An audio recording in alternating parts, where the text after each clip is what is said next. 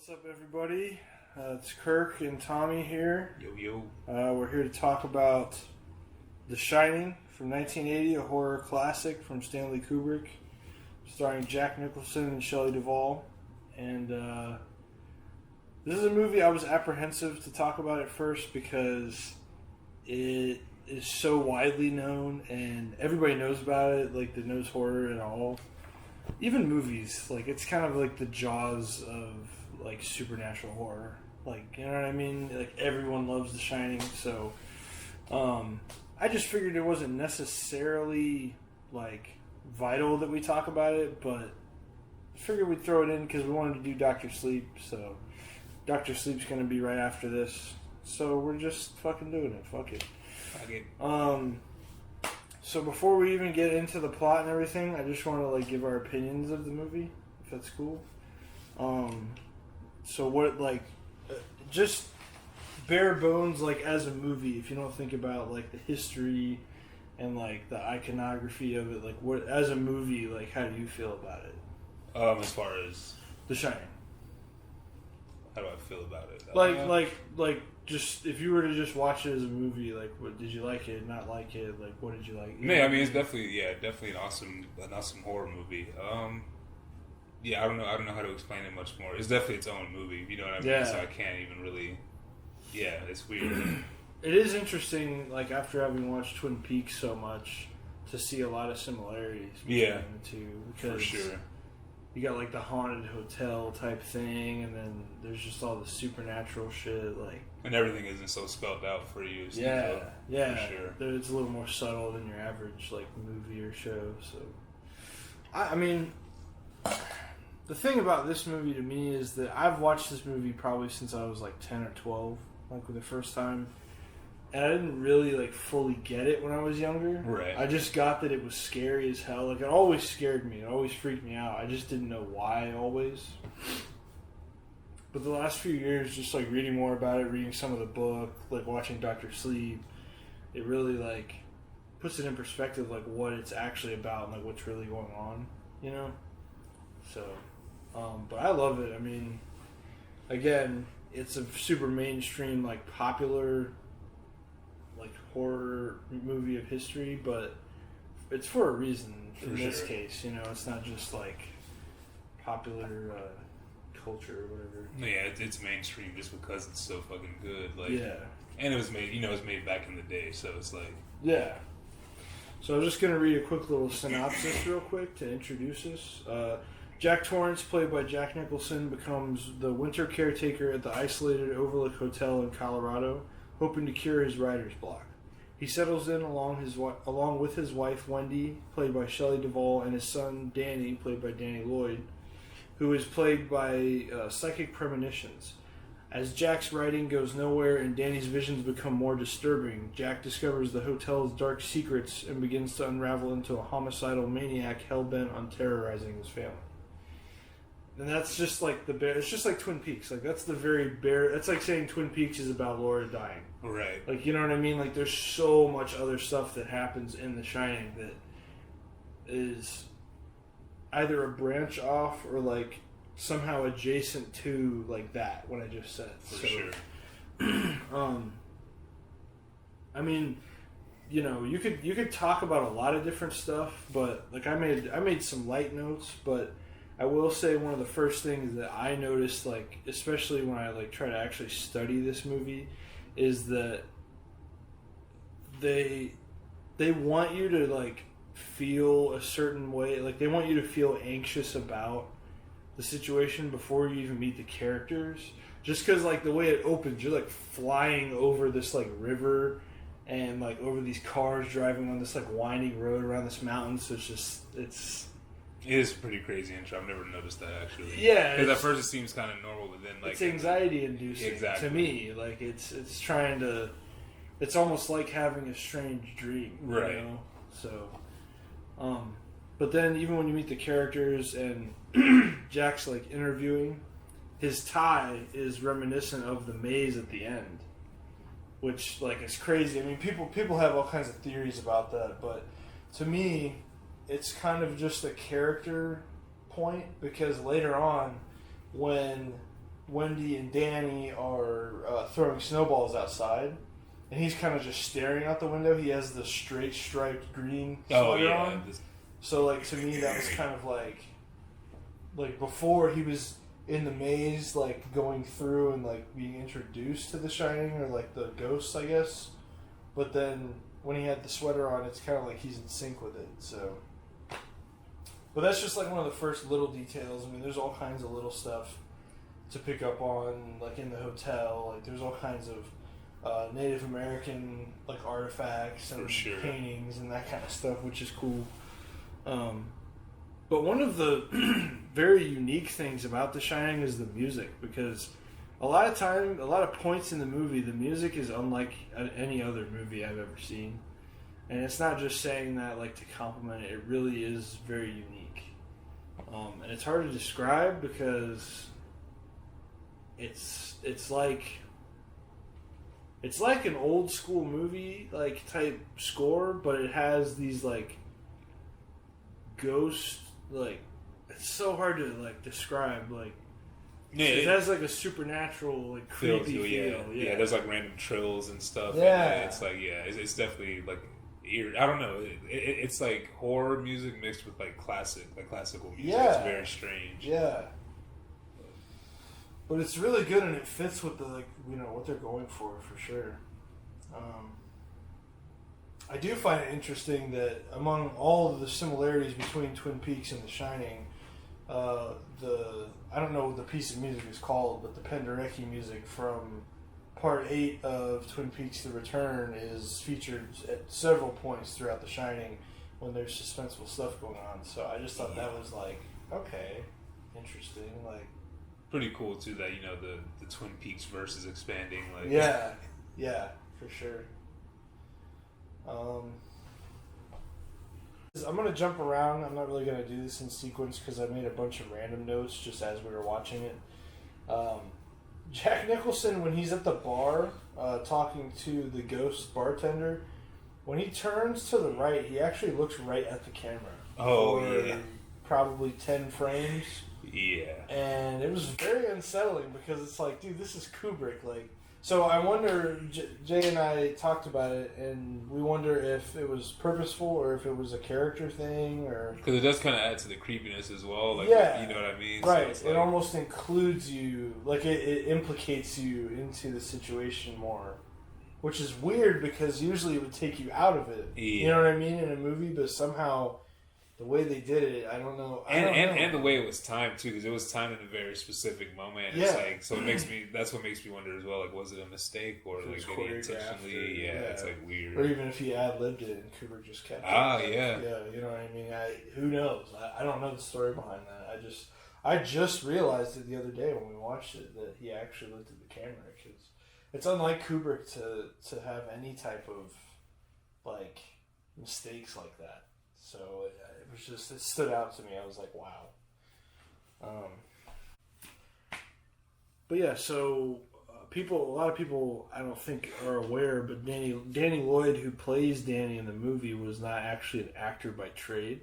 He was just a regular kid. I think he was related to some, like a producer or like someone who worked on the set of like Warner Brothers movies. Right. And so like, because Kubrick didn't want an actor kid, he wanted a kid that he could kind of like teach to act like while they were working on the movie, so he felt more natural. And it worked really well. Yeah, really well. I'm kind of glad that he went that route. Like, yeah. Because I mean, there are a lot of good kid actors out there, but it's almost like sometimes it's like overdone. Yeah, for sure. Like, yeah. Like it's like they lay it on too thick, and it's just like a kid wouldn't really say that. Yeah. And Danny said shit that kids would really say. Yeah, I think. and kind of acts the way a kid would act, and like, given the situations for sure. Like, yeah, he did a good job of like feeling really like clammed up and like not knowing like who to trust and like just being completely like reliant on his mom and stuff. Yeah, for sure. And it was cool that he came back to cameo in Dr. Sleep. Yeah, that's like, fucking awesome. What? If you have not seen Dr. Sleep, definitely watch it. It should be on HBO Max, but definitely check it out. It's a good sequel to The Shining. We're going to be reviewing that next, but there's a cool part where there's a baseball game going on, and the father of one of the players is cheering for him, and that actor is actually Danny from the original The Shining. So Danny, it's pretty insane. But if you look it up, you'll see, and it's pretty special, pretty cool little moment. It's like the Stan Lee type like moment for like a horror movie. You know, it's like, it's that guy. Cool little cameo. Yeah. I just want to like take a moment to appreciate Scatman Crothers, bro, and how I don't know if he would like. I don't really know about his history of acting like before this movie because I'm sure he did a lot of stuff, but he is fantastic in The Shining. Like, he really feels like someone who he feels exactly the way he should, like as that character. You know what I mean? He has like the laid back quality. He's cool. He's like good with the kid and just nice all around. All around, for sure. Just like a feel good character, you know, and he just captures that and portrays that so well. God, I forgot. I want to say his name's Isaiah something, but the newer actor did a really good job. Yeah, in Dr. Sleep. Yeah, the young Dick Halloran is like, oh my god, dude.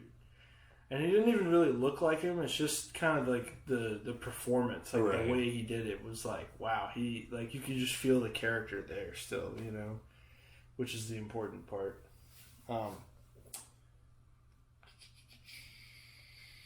Oh yeah. So then I mentioned the sweater thing, and I wanted to ask what you think, and then also what the fans think. The straight lined sweater that he's wearing later on. Do you think this either means that like the ghosts have like a hold on him, or like that the alcoholism does? Wow, yeah. Or like it's weird because like the ghost and the alcoholism, with as far as the dad, they kind of go hand in hand. Yeah, they were like intertwined. You know what I mean? Yeah. It's like weird. Yeah, man, I never even thought about that. Yeah, like I was just thinking because I'm like. Stephen King usually writes in like analogies, you know? Right? So maybe like when he had the maze type tie on or whatever, or the sweater or whatever, he was like kind of battling with that, and then when the straight lines, he's like, "Fuck it." It's like the alcohol's flowing. Yeah. Wow. Yeah. Man, that's crazy. It's like he's trying to like stop the alcohol from flowing. Right. So that's why it's like all the maze, but then it also represents the maze. It's like. There's so many layers to The Shining. For sure. You just like sitting here talking about it and thinking about it is like crazy. Oh yeah, you got to tell them what you said when we were talking about how poorly Shelley Duvall was treated. Fuck, I don't even. What did I say? Dude, this is epic, bro. You don't remember? No, I do not. So I was just like, I brought it up again because we were both feeling bad for little Wendy. I was just like, yeah, dude, like, in real life, they really treated her like shit, like, you know, making the movie. And then you were just like, she's the lamb. Oh, and I was like, damn, bro. She's the lamb. Because, like, Kubrick was super serious about movies, so, like, I guess you could say it was, like, religious or, like, ritualistic to him, you know? So it was almost like she was, like, the sacrifice. The sacrifice, you know? For her. Because, yeah. She was a sacrifice for the what Doctor Strange say multiple times throughout the movie, the continuity of the multiverse or some shit. No, what did they all were saying? What was it? It was like there's a. I don't know. He's like the fuck. What did he say? Shit, I know exactly what you're trying to say too. I can't fucking remember. Oh wait, is it in the grand scale of the multiverse or some shit? I can't remember exactly what he said. The grand calculus. The grand calculus. The grand calculus of the multiverse. And the grand calculus of The Shining. Her sacrifice was needed, for sure. Yeah, some little Thanos shit, to be honest. But I guess. But yeah, I mean. There's just a lot to say. Like, you could say that, like, all the performances, like, I don't think there's one bad performance in The Shining. At all, yeah. Like, every bit of it feels really real, and... There's no lulls, like... Yeah, there's like, there's parts where it'll get slow, but you're still, like, super curious about everything, and, like, really, like, you're just waiting for more information. I don't know. I feel like you kind of need it where it gets slow, just because it's already a crazy fucking movie. Yeah, and there's already so much going on that you're trying to like think about it. It lets you like consider and just kind of like definitely like think about what's going on, ponder on it.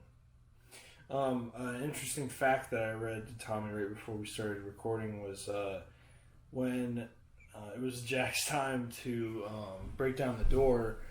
They made a prop door for him to cut through with the axe, but they didn't anticipate his history as a volunteer firefighter, so he actually like just butchered the door. So it looked way too easy when they were shooting. Right. So they put like the regular door back because that was tough enough to make it look real. But it was just funny to me that he's just like, I'm too swole for this shit. Yeah, fuck a fake door. He probably sliced it right through that thing, bro. Yeah. The way he was throwing it through the door in the movie, like... No, it looked pretty easy. So another really cool fact about The Shining, the blood elevator scene actually took a year in total to perfect. They tried it 3 different times. The first time, I believe it was too clear, like it wasn't. It looked like red water. Yeah, you know, which it still kind of does, but it looks. I was gonna say it still does have a bit of clearness to it, but it's still like really well done. Yeah, you get the point for sure. Still, though, you know what I'm saying? Like you understand it's supposed to be blood, but then the second time, I don't remember. There was I think there was an accident the second time, and then the third time is the one you see in the movie, and it's actually really a really low amount of takes for Kubrick because he would usually get something like 15, 20 times minimum. Like, shit. Even just picking up a phone, like, coming through a door, like, yeah. Shit, it's raised like, perfectionist, for sure. He wanted the best of, like, everything, so... That's why his movies are so fucking good, though, you know what I mean? Because he threw everything at the wall and saw what stuck, you know, and then used that. I'm still pretty amazed that was, like, a real scene, the blood in the elevator thing. Isn't that crazy? Yeah, I don't know why, just in my head, I was just always like, oh, that's just CG, you know what I mean? Yeah. Like, that's crazy. It was 1980, man. Nothing was CG. True. Yeah. Damn, dude. I mean, now they might have used CG in Dr. Sleep. Right. It was 2019. Yeah, it's like very. I know the old school one. Nah. Damn. They do that shit for wild. real. But it took them a year. It probably took them months to set everything up and like build, mix all the liquid and have it stored up and all that stuff. They had to slaughter all the goats and slowly drain the slaughter blood all into the the elevator virgins room. And goats and all that shit. Innocent children, so much blood. Grand calculus of The Shining, bro. Yep. It's worth it. R.I.P. Shelley Duvall, man. But Shelley Duvall. Speaking of Shelley Duvall, apparently she suffered from nervous exhaustion throughout the shoot, and she actually like lost some of her hair, and she like got physically sick. Crazy, man. She went through some shit, bro. Like, yeah, she was definitely the limb. Like you were right when you said that. That's why, like I said, that shit was so true because it's like, damn, bro. Like you're right. Like when you look it up, I mean, you can go on like IMDb, Wikipedia, but there's other websites, but there's all kinds of stuff to learn about The Shining. I don't want to make this just like a bunch of trivia, but it's definitely a classic. Like. So if you, I would say if you enjoy like The Conjuring or like what's some newer shit, it's kind of like Hereditary is kind of like The Shining in some ways. If you like Hereditary, what was the name what was the one you named before Hereditary though? The Conjuring. Yeah. Did you like that movie or? It's okay. I just like I know it's kind of like mainstream and I think it's in that like. Zone of like The Shining right now, so. Okay, yeah. See now, like now seeing The Shining, now it's going to put a lot of because like I told you I didn't like horror the genre for a while, but now like you show me the older stuff and like the good horror nowadays, like I think now I'll understand where they're like kind of trying to come from and maybe have more of an appreciation like from seeing The Shining, like that'd be cool for sure. Yeah, I mean I think we're gonna do Us at some point this month, so. That's definitely a good modern one.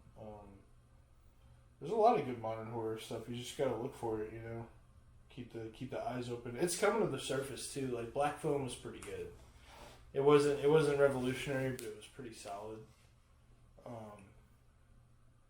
trying to think of what other horror stuff I've seen recently. But anyway, if you like that kind of stuff, you should check out The Shining if you've never seen it. It's free to stream on HBO Max. I think it's about 2 hours and 15 minutes long, roughly. So check it out if you have not seen it. If you have seen it, let us know what you think of our review of it. Oh, how many axes out of 10 would you give it? How many axes? Yeah. The Shining? Yeah. Yeah, as far as a horror movie, I'd definitely give it like a 9. 9 out of 10, yeah? Alright. For sure. I have to go, I think, like 8.6. Okay. For sure. That's about what I give it. That's pretty good for me, so. Like I said, I wasn't really too familiar with the whole horror genre. I didn't even really, like I said, didn't even really like it at first. But yeah, The Shining, like.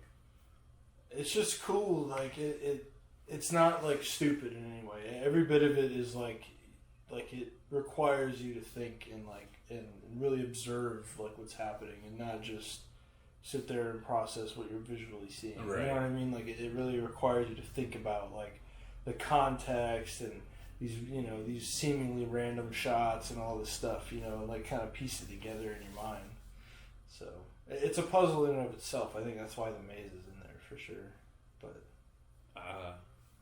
you know what I mean? The maze is, like, it's on, like, every level. Literally. You know? The maze is just, like... Yeah. There's a cool-ass steelbook of The Shining. I think they sold it at, like, Best Buy that has the maze on it. And I wanted it so bad because I was like, bro, that's, like, the perfect image of that movie, you know? So, but, yeah. So, you got anything else to say? Or? I mean, yeah, great fucking movie. Who is your favorite actor in The Shining? My favorite actor? Yeah. I'd have to say it's out of Danny and... I mean, Scatman doesn't even really do any acting, but he's just such a cool fucking character. I mean, there's parts where he gets real dramatic, and, like, the part where he, like, feels, remember he, like, feels him, like, attacking them or whatever? Yeah. Like, I don't know. He's in a bad... When he needed to be dramatic, right, I thought he did a good job. But, for sure. Yeah, I don't know, man. I mean... I don't know. All of them did really well. Yeah. Because I definitely want to take away from Jack Nicholson, too. Like, you know what I mean? Right. Like, but then again, I don't want to say it and be cliche at the same time. Right. So, yeah. I love the butler guy, too. The butler guy really kills it. Like, he's just, like, dead tone. Like, it's like he's a zombie almost, but, like, it's low-key trying to feel like he's alive, you know? Yeah, I guess we didn't even talk about that scene at all. Yeah, we didn't really. So, it's like an iconic-ass scene, yeah. Another thing with that scene is, like, so this is the scene where... He pretty much like I don't even know if that like that's another thing about The Shining, like you don't know if these are ghosts or if like this is Jack's like alcoholism. It's like fuck what I'm gonna call them ghosts. Right. Like so at the beginning of the movie they tell the story about how this guy murders his family and kills himself, and then later on Jack encounters this ghost, you know, and they're having a conversation, but like the whole like. So Jack's pretty much trying to ask him, like, are you this guy that was, like, you murdered your family and murdered yourself? And then the guy's just kind of like, oh, I don't recall. But, like, there's such, like, a feeling of, like, uneasiness, like, the whole time. It's like, what the fuck is going on? Like, well, I think it's a lot of stuff, but first and foremost is that stark red of the bathroom behind him. Oh, yeah, literally, it's, like, red and white. Because it doesn't, like, it's like a royal, like, more soft red, I think, in the ballroom.